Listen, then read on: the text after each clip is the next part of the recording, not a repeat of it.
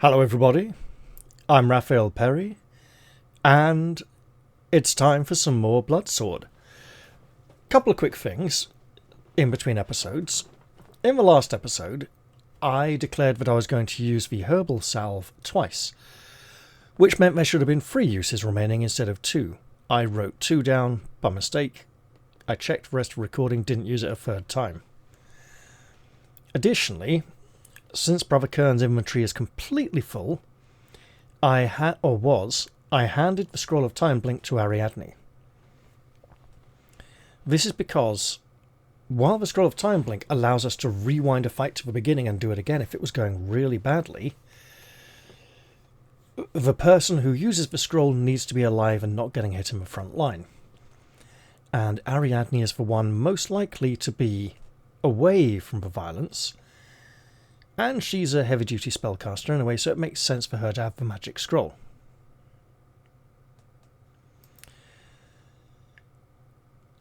I will probably use the herbal salve up in the not-too-distant future, because everyone is wounded, and because it's taking up inventory space. Now, it's important to keep it for emergencies, as it is a reliable heal. But it's also taking up a lot of space, and we have 1, 5, 9, 12 infantry spots open, essentially.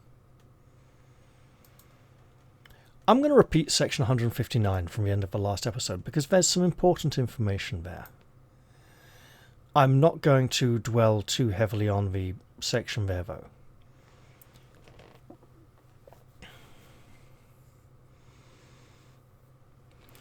You look down for a moment at the waxy face of the dead Lyrist, then up at the cold face of the blue moon staring down at you from the cold night sky. I think it's Lyrist, possibly, but that's terribly close to Lyricist, which is not what we're after.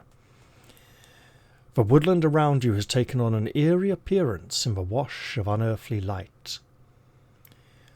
Your gaze turns to the jewelled scabbard of the blood sword. However unwilling, you seem to have taken up the Hold Harpist quest. The scabbard can be passed from player to player, but if it ever is discarded, and the Harpist warned us to never part with it, then there is something that will happen. Probably some kind of horrific doom. What do you want to do now? You can stay in the clearing in the midst of the corpses and wait for dawn, although this proposition looks even less attractive when you consider the ground mist now swirling up from the damp grass. Or we could decamp and set off through the dark forest straight away. Now, there has been a massacre in this clearing, a slaughter.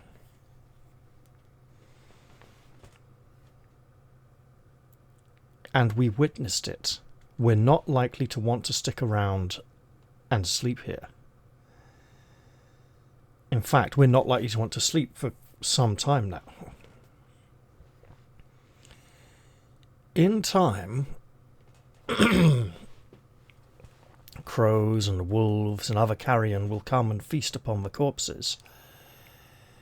And at some point in the future, maybe there's a hunter walking through the forest and who begins to see the birds converging over a spot, notices carrion generally heading in that direction, and he'll think something is dead, but he will also see the amount of carrion flocking to feast upon the carcasses, and without going there, he will probably know this was a large-scale slaughter. When animals fight, maybe 1 or 2 animals get killed.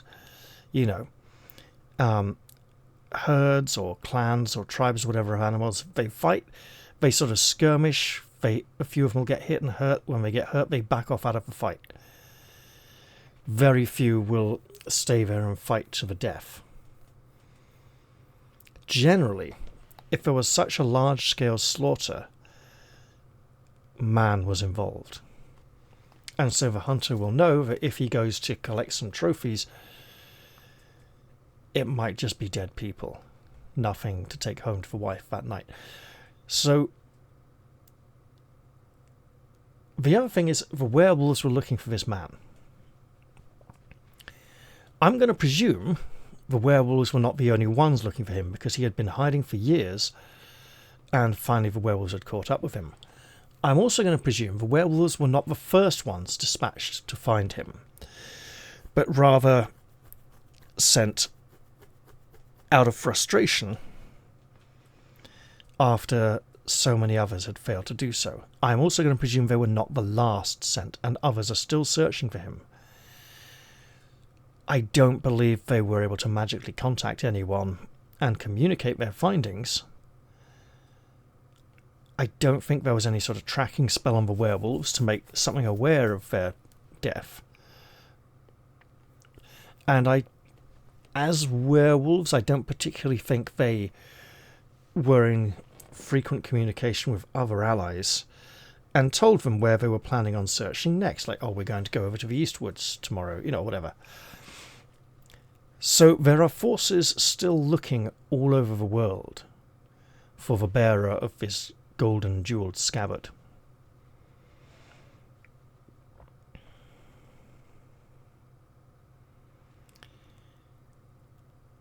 It has taken them a long time to find him because he lay low, kept a low profile, stayed out of trouble. He wasn't taking good care of himself, he was taking good care of the scabbard, which meant, passing like a poor beggar singing for his supper.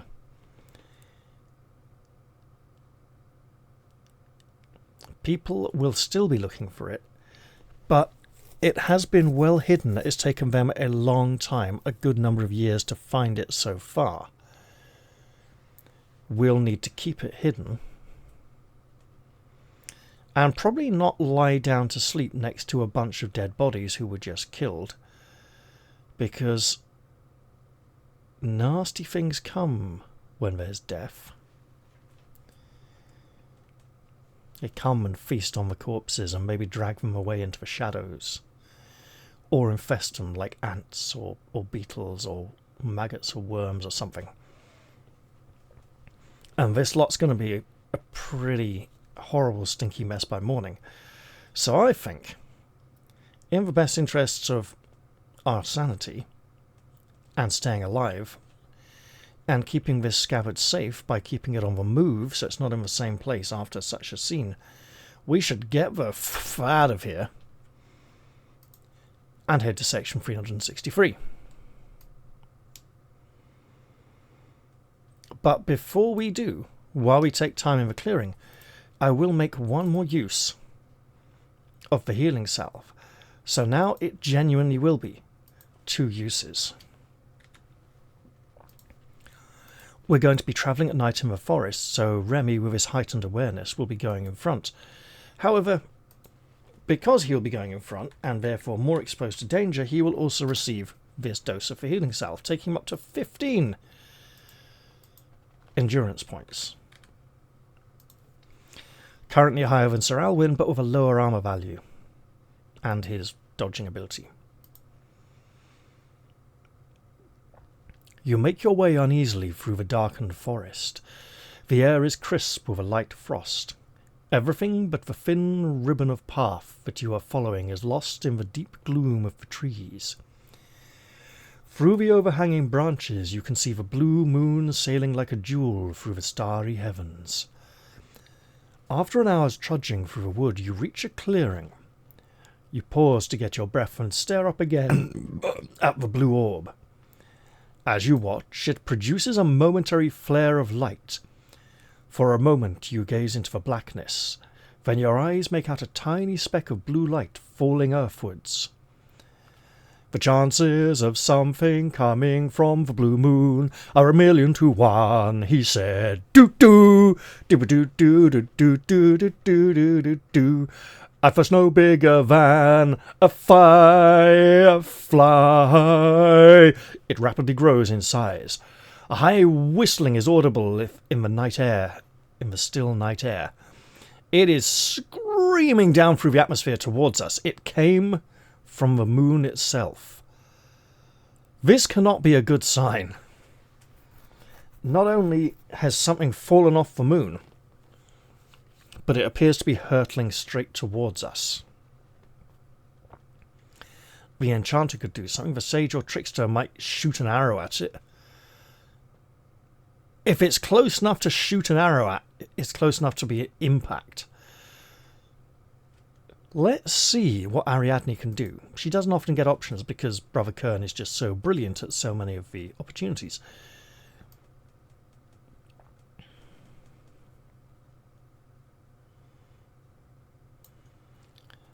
We could summon Faltin or cast Prediction. So Faltin is a precarious creature. Tricksy and whimsical. It's likely to dither around, waste some time, mess with us. We don't really have time. This thing's heading for an impact. So, Prediction? Sure. Also, as we gaze skyward, Brother Kern will attempt a 1-point healing sacrifice, which he loses. Not ideal, but it is what it is, I suppose.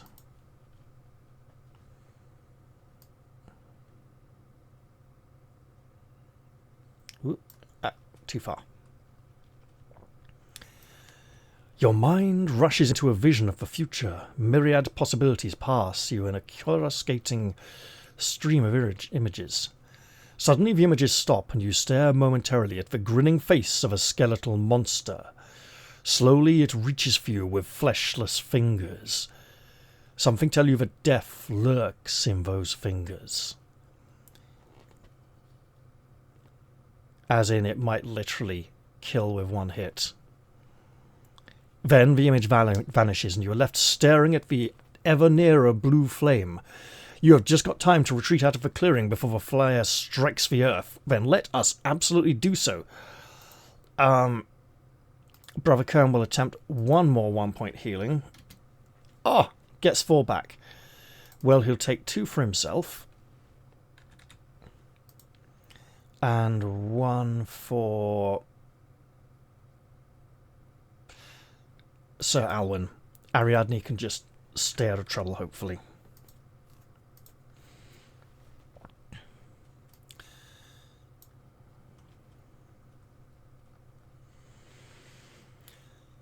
Concealed in the undergrowth around the clearing, you watch the blue flare crash through the trees at the edge of the clearing and explode in a shower of blue sparks at its centre.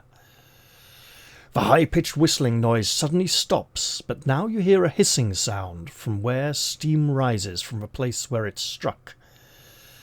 In the centre of the steam, you can see a black stone which, even as you watch, cracks apart like an egg. An area of darkness spreads like a pool of shadow. Then a hunched shape rises up from the shadow as though taking shape out of the very ground. It is a skeleton dressed in black tattered robes. Its eyes are glowing blue crystals. It seems to sniff the air as it looks around. If there is a sage who wishes to attempt to exorcise it, Sage and Trickster could try and shoot it. The Enchanter could try and blast it with a spell. We have a Sage. Now, in Book 1, Brother Kern was presented with the opportunity to attempt to exorcise a powerful undead spirit in the very seat of its power. This would not have gone well for us. In this case, however, this feels like the perfect thing to do. Let us see if we can banish this thing. Abjure it, send it back to the hell from whence it came.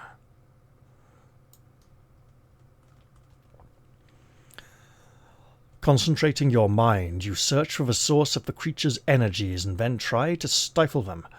Roll 2 dice. Oh, this is going to be completely random then.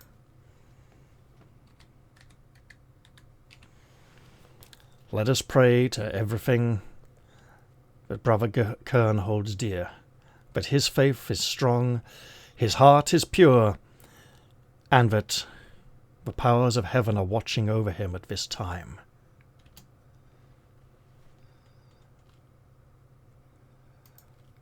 That is a result, I suppose. You cannot locate the source of the power that the skeleton being possesses, and now it turns towards you as if it had sensed your mental powers being concentrated on it. Its blue eyes lock onto yours and it stalks forwards. We could attempt to flee or fight. Something tells me... that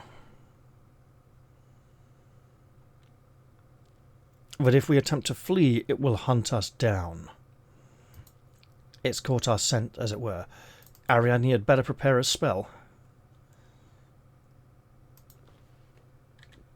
I think we're going to go for Sword Thrust again.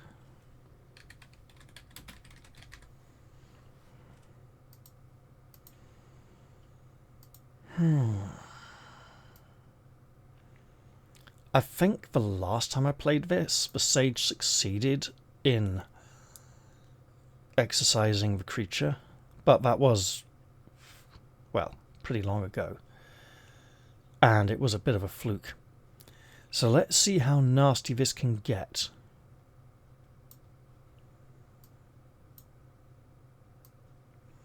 Oh, we can use Servile Enfrawment upon it.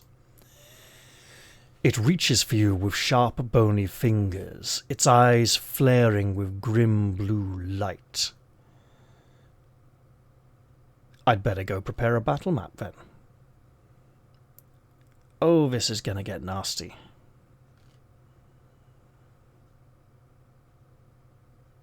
I suppose we'll find out if it is death on a single hit, because that doesn't seem too dangerous. Right, back in a bit. Here we are, one interruption later. Here is our battlefield.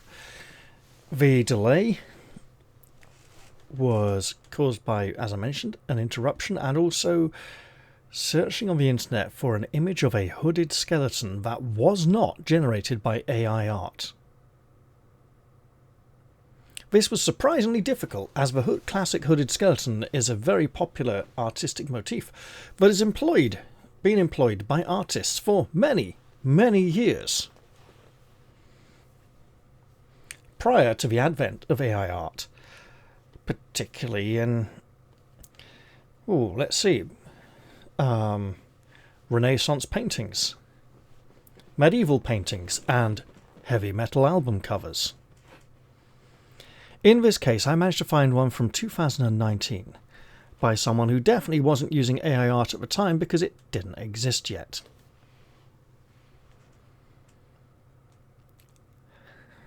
There you are, YouTube. No AI art in this video, but the fact that I've said it so many times now means I'm still probably going to get blacklisted and dumped right down to the bottom of the search results. Okay. So the initiative order is looking like this. First we have Remy and the Skeletal Stalker. Then everyone else.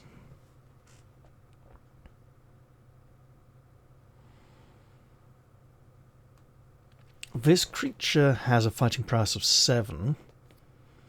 So same damage as for werewolves, but not quite as accurate in its attacks.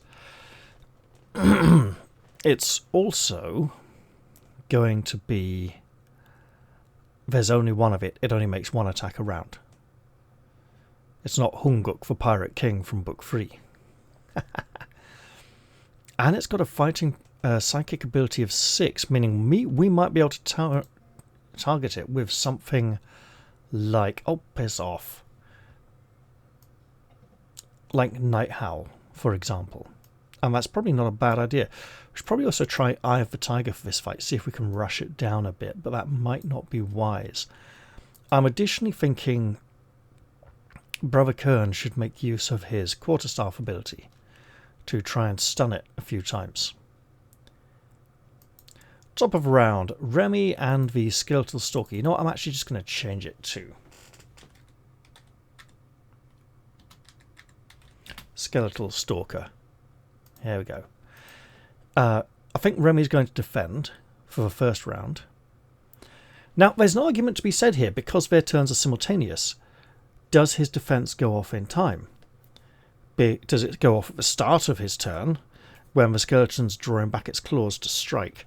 Or at the end of his turn, like he declares his action, the action is taken, then the action is done? Or is it the minute his turn starts, it kicks off? So if it go, I'm going to give him the benefit of the doubt here, because if it goes at the end of his turn, then it would expire at the beginning of his new turn, and then so it would never be effective against the skeleton. So he will defend himself. And the Skeletal Stalker, I knew I was going to call it a Spectral Stalker eventually, will randomise. 1 for Remy, 2 for Sir Alwyn. It goes for the warrior, who is not yet defending, and lands a vicious blow. 8 minus 3 armour is 5, takes him down to 10 endurance. We will need to start being cautious. So while the werewolves also dealt 2d6 damage, they had a fighting prowess of 8, and there was 2 of them, which was 2 attacks for parties having to endure at once.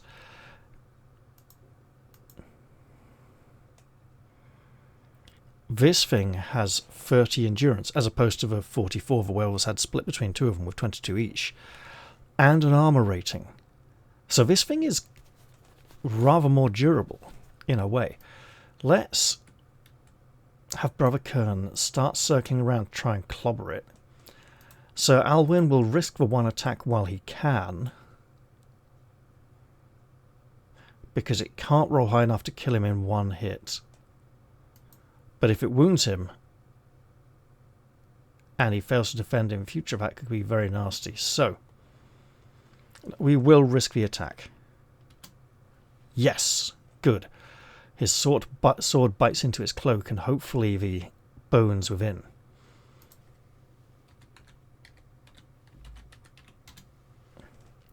Seven points of damage. One off from the armour takes it down to 24 endurance points. And Ariadne will attempt to unleash a vicious sword thrust spell upon it. It's a complexity level 2 spell. So 2d6 plus 2, 11. Not even remotely. I wonder if I should start putting ticks or something, but no, it's fine. Right. Remy will attack this time, because he hasn't taken damage yet. And by virtue of his enchanted sword, his blade does find purpose. That enchantment helping him out there. Let's do some damage. That is 5 points. 4 after armour takes it down to 20. With luck, the sword thrust spell may work very well. However, the Skeletal Stalker will now determine its target. Same numbers as before. It goes for Remy! Hooray! He's ever so slightly harder to hit because he actively dodges a lot. Oh, 2 dice plus 1 comes out as a 10. Remy ain't taking damage. Brother Kern's going to come in and try and beat this thing hard with his staff. Now, since we haven't actually used it this playthrough at all yet, let's go back up to the quarterstaff technique. We'll roll 3 dice instead of 2, just as if the enemy was defending. If we hit, we get an extra die of damage, and our opponent does not act until the end of the next round, so round 3. This is where he totally misses and fluffs it. Come on, you can do this, man. Now, we know that when we defend, the enemy tends to miss a lot. This was a very similar experience for us. So Alwyn will risk for 1 more attack. He definitely strikes. He needs to be getting that damage in. Ah! Low damage roll. So just 3 points after armour. However, is this the moment when Ariadne's sword thrust spell pays off? We're down to 2d6 plus 1 now. 7! Excellent! And the Sword Frost spell is, I believe, 3 dice plus 3. 3 dice plus 3. I mean, armor counts, but it's still a lot. 13. Less armor is 12. Takes this thing down to 5 endurance points. Okay, I think we all just strike it really hard now. Let's remove that spell. Or do we?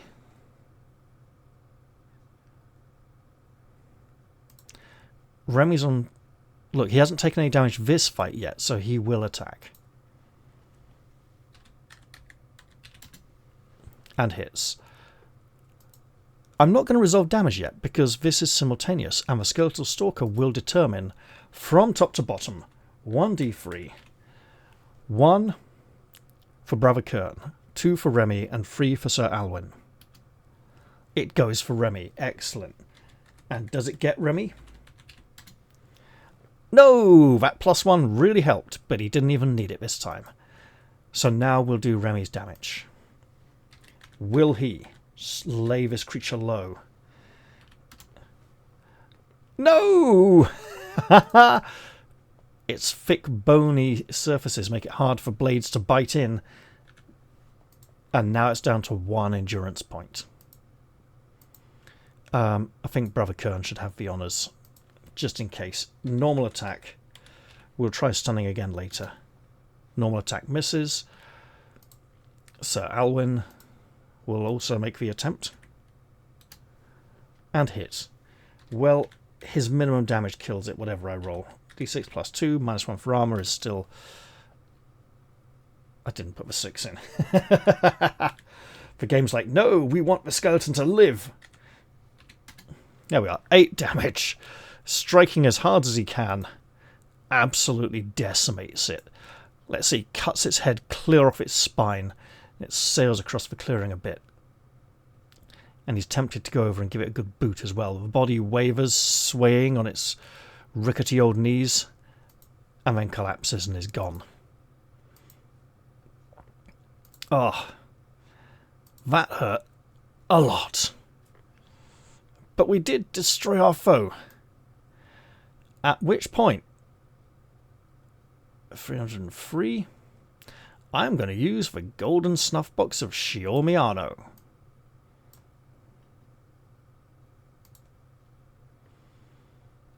Let's resume our new standard marching order. Go back down there. There we go. Yeah. Remy rolls for snuff. Absolutely gets healing. Gets 4 points of healing. Hooray! That puts him on full. A point left over that he doesn't get to keep, sadly. Sir Alwyn does not receive healing. He actually loses health. Oh, 5 points. Okay, that's actually quite painful for him.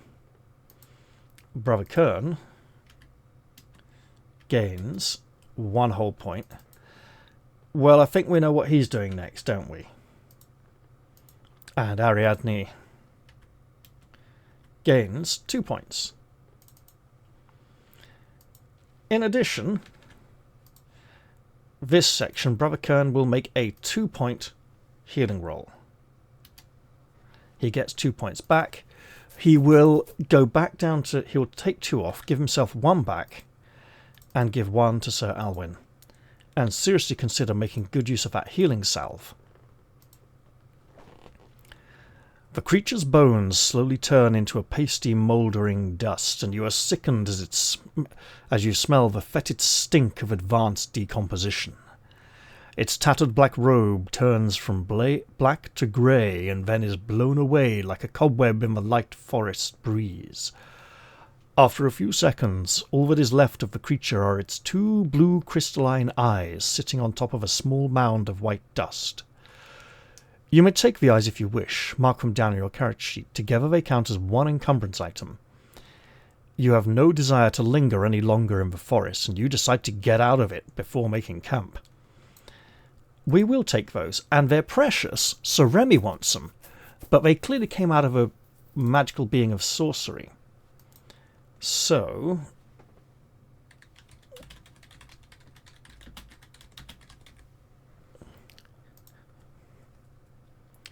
two blue crystalline eyes. Yeah, sure. So Ariadne's going to carry those. And we are going to continue our efforts to escape from the scene of the massacre. And this creature that has come and brutalized us with its hard-hitting attacks. You walk on for many hours, during which Brother Kern makes another 2-point healing roll. You know it was going to happen. Hey! Spends 2, gets back 6. So, yeah, we're just going to give all 4... Wait, are we? Yeah, we're giving all 4 to Sir Alwyn to take him back up to 10 endurance points, because he got hit hard by that creature. Long after the blue moon has disappeared over the edge of the trees, the crescent sickle of the true moon rises above you. By its light, you find a track that eventually takes you out of the forest, just as the sun is rising ahead of you. Though tired, you trudge on until about midday when you reach a village. You see an inn in the main street of the tiny settlement. A sign over its door reads, "The Sun in Winter." We would absolutely like to enter the inn, but maybe we should stop and question the peasant first. We could just leave. Continue up the road. No, we're knackered. We've been up all night. Let's see if there's any locals we can talk to.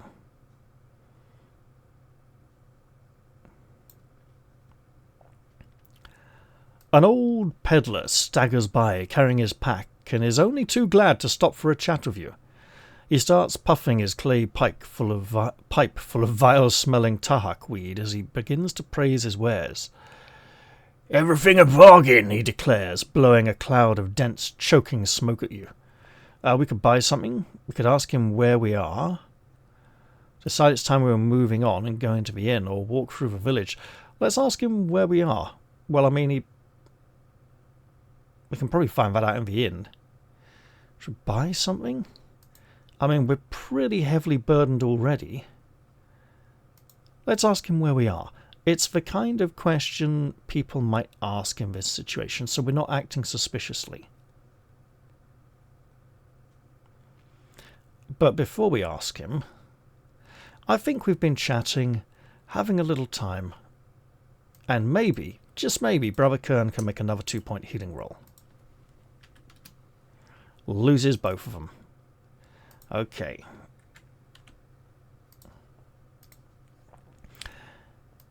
"This is the village of Misdrakes," says the peddler, puffing out another great cloud of tahak smoke.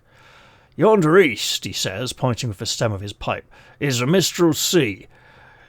It be but an afternoon's journey to Port Quanongu, where you may take a ship to Wyrd or Yggdrasil Isle." He stuffs his pipe back into his mouth and, shouldering his pack, hobbles off down the road. And as he departs, I think we'd better head into the inn.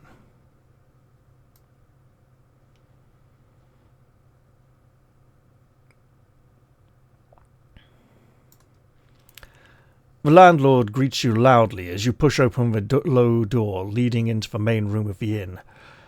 "Rooms are 1 gold piece each," she declares. "Dinner, likewise, will also cost a gold piece."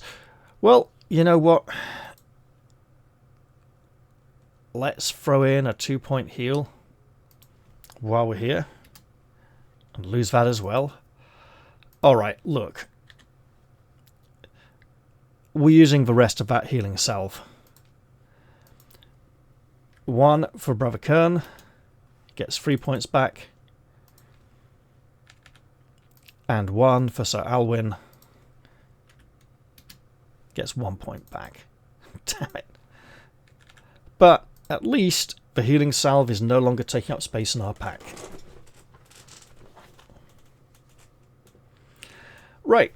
Now Remy grabbed a lot of money off the dead bodies after that fight, and he can afford to pay for everyone. And they're going to absolutely make sure that he does.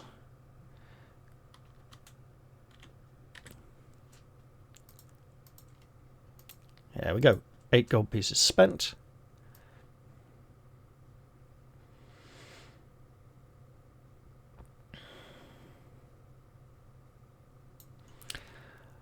You quickly stretch out on the freshly laundered sheets on a bed in your room and are soon in a deep and dreamless sleep.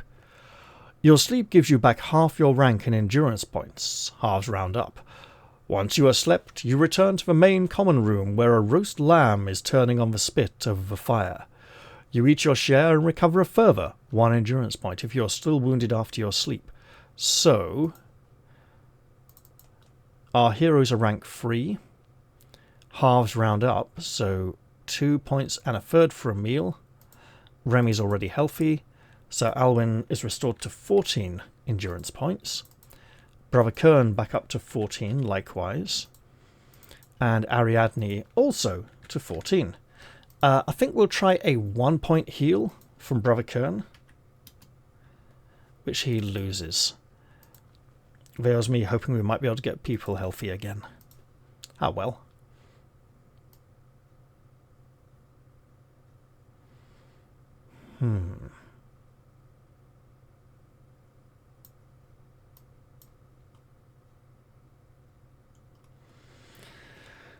You have slept through almost dawn. You find the landlord up and about his chores. "How long will you be staying in Misdrake's?" he asks. Not waiting for a reply, he continues, "Heading east, are you? To Port Quanongu?" You're about to reply when he says, "Getting a boat from there, I expect." He leans on his broom, looking at you. You think you have a chance to get a word in, but he goes on after barely drawing breath. "Oh, well, no business of mine if you don't want to tell me. Got some travellers turn up at noon, so I'll thank you to pay up and clear out by then." Hearing his wife approaching, he returns to sweeping the floor. I think Brother Kern should attempt a 2 point heal now, and maybe we'll stop rolling 1s and 2s. Hey, 3. Spends 2 points. I will take him. I'll give 1 back to him, taking him down to a 12, and 1 to Sir Alwyn, taking him up to a 15. There is an old knight sitting by the empty hearth with a bowl of soup. We could talk to him or be on our way. Let's go say hello, greet him. From one warrior to another.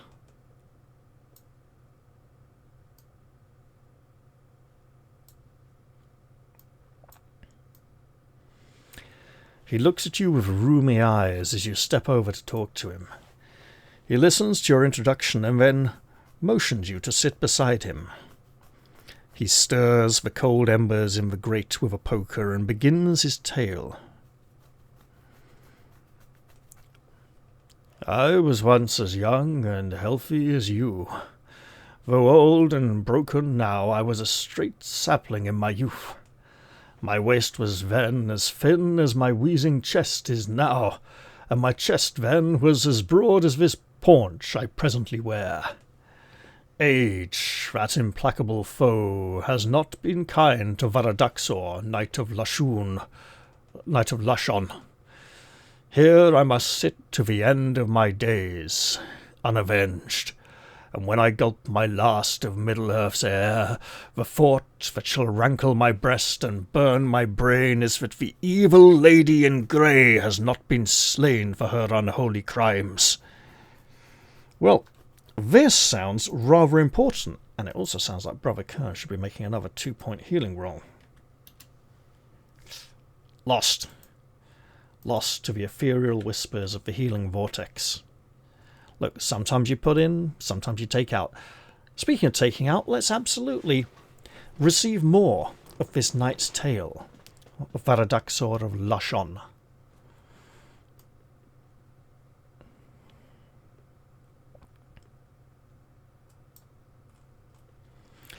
The old knight is well into his story and will not let you get away lightly now.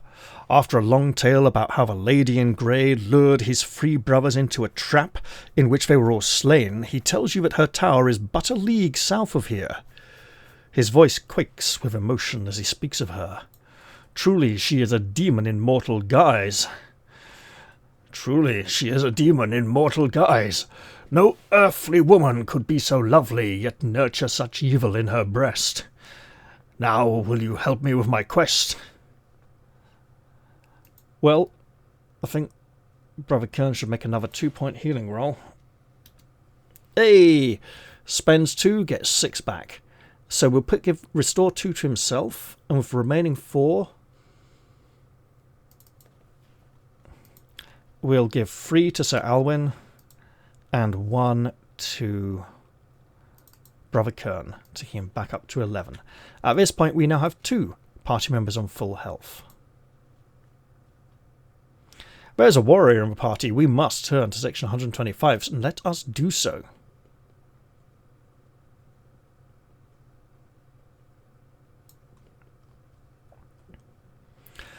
Your duty as one of the warrior caste is clear.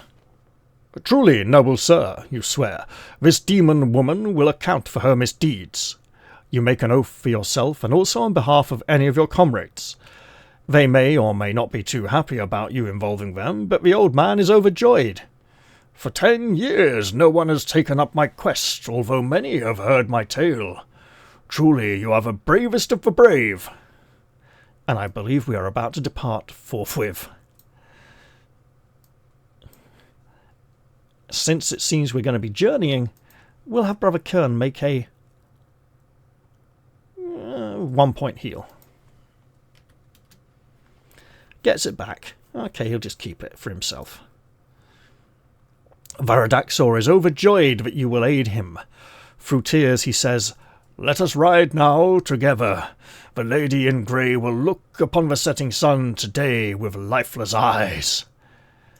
He gets up out of his chair and hobbles off, returning soon while buckling on his harness.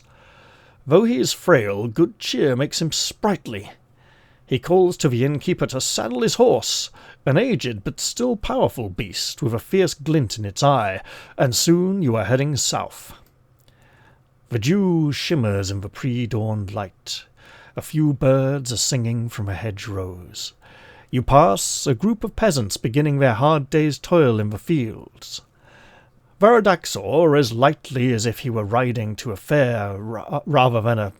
Oh, to a fair, not like a fair, damn right. Blah! Varadaxor, as lightly as if he were riding to a fair rather than a deadly battle, regales you with stories of his youth, and it seems almost no time before you reach the tower. Now the grim task is upon us. Oh, no, let's do it. Now the grim task is upon us, says Varadaxor. May the souls of my 3 noble brothers see our deed this day, and may the Mother of God grant that our courage is strong. The sides of the tower are choked with ivy, and dusty skulls lie by the open portcullis. You enter cautiously, treading with great stealth up a flight of stairs until you enter a low chamber.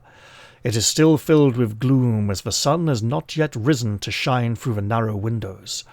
As your eyes become accustomed to the dim light, you see a woman sitting on a marble throne at the end of the room. An empty suit of armour stands to either side of her. Her hair is stark white, and her skin, for all that she has the features of a young woman, is stony grey. She turns her gaze upon you, a thrilling stare like the look that a hawk gives its prey. She starts to rise. The first pink rays of the morning sun wash the room. As the light touches her, the lady in grey stops as though frozen rigid. "She is petrified by the light of dawn!" cries Varadaxor triumphantly. "We must seize our chance and slay her now!" He jumps forward, sword raised, but suddenly stops moving himself. He stands beside the lady in grey, sword edge poised a mere arm's length from her neck, frozen as stock still as she is. Now there's an interesting development. but it also gives all the agency to us in the situation. The lady in grey is frozen by the sun's light, but she can still work her sorcery. She struck Varadaxor motionless by dark magic before his deathstroke could descend. You look at her, noticing now that her gaze still roves the room while she is unable to move her limbs. Her voice enters your mind. "Depart my tower at once, and I shall permit you to live. Refuse, and all the forces of the Netherworld will be unleashed against you." We could do as she says, but that is not the warrior's way. That is not the way of chivalry. We will not leave Sir Varadaxor to this plight. But while we're making that decision, Brother Kern's going to pop a 2-point heal. Hey! Gets back 6. He'll have 3 for himself. And 1 for Ariadne. Meaning we only now have 1 party member with health below maximum. 421.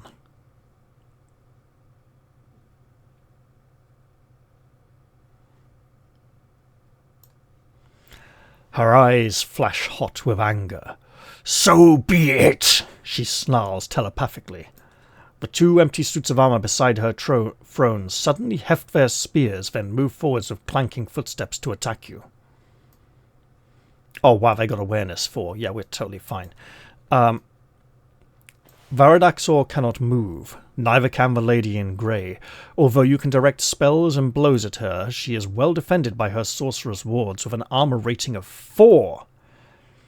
If you cast any spell at her, this implies that something will happen. We could kill her or flee. Well, we're going to fight. I'll go make up another battle map, and we'll have some fun. Alright, the map's been built. I was interrupted while building it, and afterwards I looked at the clock and it was so late that I decided to leave it till the next night. And you know what, actually, looking at the overall episode length, now's probably a good time to leave it right here.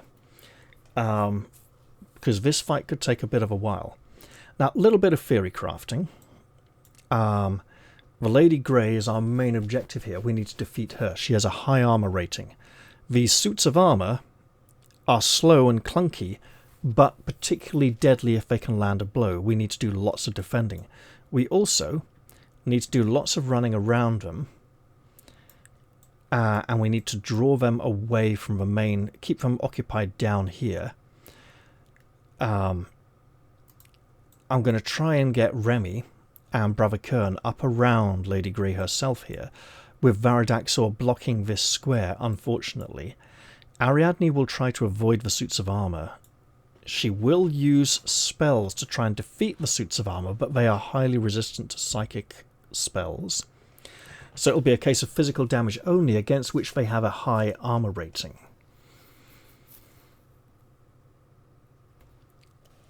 These things can kill us in pretty much a single blow, and I will be doing something at the start of the fight next time.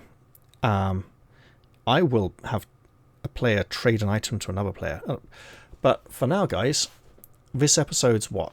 It's over 3/4 of an hour, nearly an hour, and I did a dummy run of this fight, and it took over 3/4 of an hour, so probably best suited to a separate episode on its own. Okay, well, thank you all very much for watching. I hope you all enjoyed this one, and I'll see you all in the next one.